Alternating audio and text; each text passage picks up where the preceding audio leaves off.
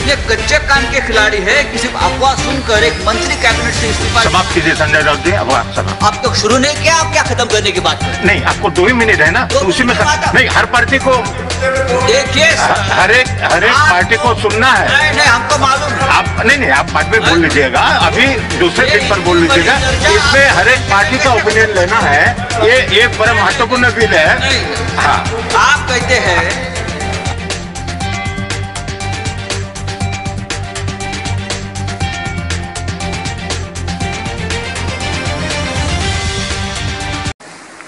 The next speaker is Sanjay Raut. Sir धन्यवाद।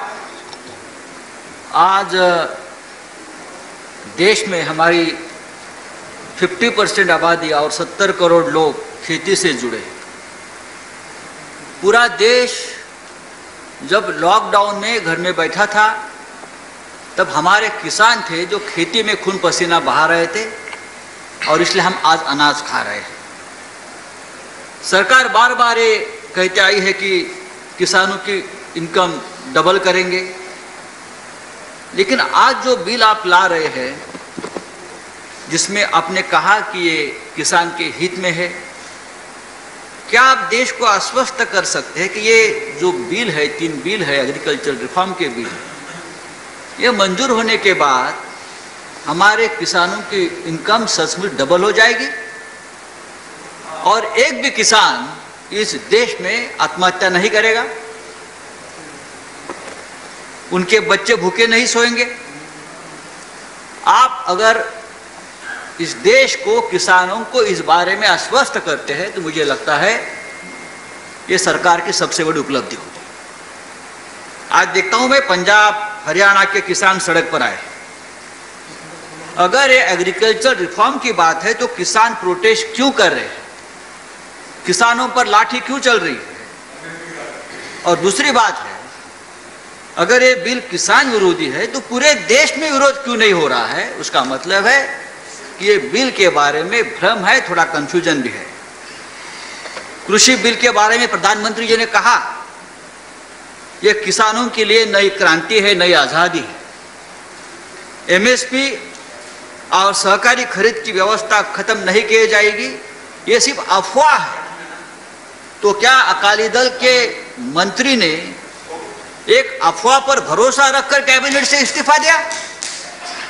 ये इतने कच्चे काम के खिलाड़ी है कि सिर्फ अफवाह सुनकर एक मंत्री कैबिनेट से इस्तीफा। समाप्त कीजिए संजय राउत जी, अब आप समाप्त। आप तो शुरू नहीं किया, आप क्या खत्म करने की बात कर? नहीं, आपको 2 ही मिनट है ना, तो उसी में नहीं, हर पार्टी को देखिए, हर एक पार्टी को सुनना है। नहीं, हमको मालूम है। आप नहीं, आप बाद में बोल लीजिएगा, अभी दूसरे दिन पर बोल लीजिएगा।